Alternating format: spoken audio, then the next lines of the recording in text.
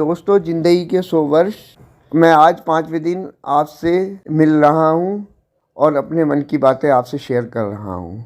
मैंने कल पत्नी के बारे में बताया था, उसको किस तरीके से ससुराल में सेट होना है और खुश रहना है और खुश रखना है।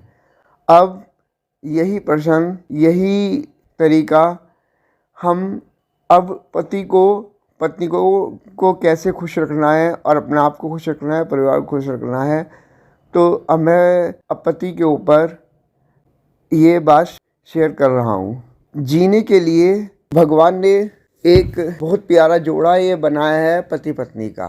तो पति को पत्नी के साथ हर चीज़ प्यार से मुस्कुरा के हर चीज़ शेयर करनी चाहिए और अपनी जो भूलें गलतियां हैं उस पर ध्यान देना चाहिए कि जो तुम्हें कोई चीज़ अच्छी लगती है वो पत्नी को भी अच्छी लगेगी। अब हमारा मन भगवान ने दिया है, मन से ही हम हर चीज़ का वैल्यूएशन करते हैं, अपने आप को खुश और दुख महसूस करते हैं। तो मन से आप पत्नी का भी मन समझिए, पत्नी की क्या इच्छाएं हैं। पत्नी जो आपके जीवन में 25 साल की एज में, 26 साल की एज में आपसे वो क्या जुड़ी है, शुरुआत हुई है आपकी, तो उनकी भावनाओं को आपको समझना है और उसके साथ उसी तरह का व्यवहार करना है जिससे कि आपके परिवार पर भी कोई दिक्कत ना आए, पत्नी भी खुश रहे।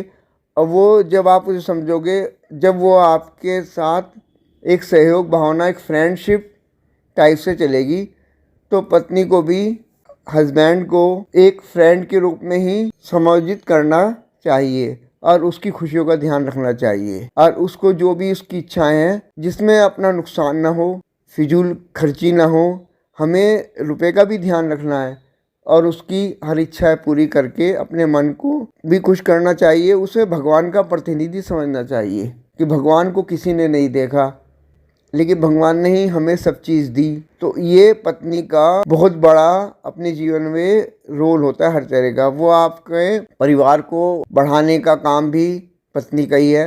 आप 2 से 3 होंगे, 4 होंगे, वो सब सिस्टम पत्नी के साथ ही तो है आपका। और आप उसको ही नेगलेक्ट करेंगे, उससे दूरियां बनाएंगे, तो आप कभी खुश नहीं रह पाएंगे। तो आपको पत्नी की हर चीज़ का ध्यान रखना है और उसको अगर कोई चीज़ से करवानी है तो बड़ी खुश मुस्कुरा के, शेर व शायरी करके, उसको दिल लगी करके, जैसे एक फ्रेंड के साथ हम करते हैं। उसे फ्रेंड जब तक नहीं आप समझने के, आपका जीवन सुखमय नहीं होने का।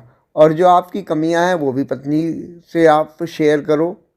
शेयर करने के बाद उससे सहयोग लो उस चीज़ का कि मुझे ये चीज़ मेरी गंदी आदत है, इसे आप छुड़ाओ और पत्नी के साथ हर तरह का एंजॉयमेंट करो। अगर आप सर्विस भी कर रहे हैं और पत्नी भी सर्विस कर रही है, तो उसमें अगर पत्नी का बड़ा होता है, तुम्हारा छोटा है, तो उसमें अपने अंदर छोटा बड़ा महसूस मत करो, क्योंकि आपको तो परिवार को खुश रखना है।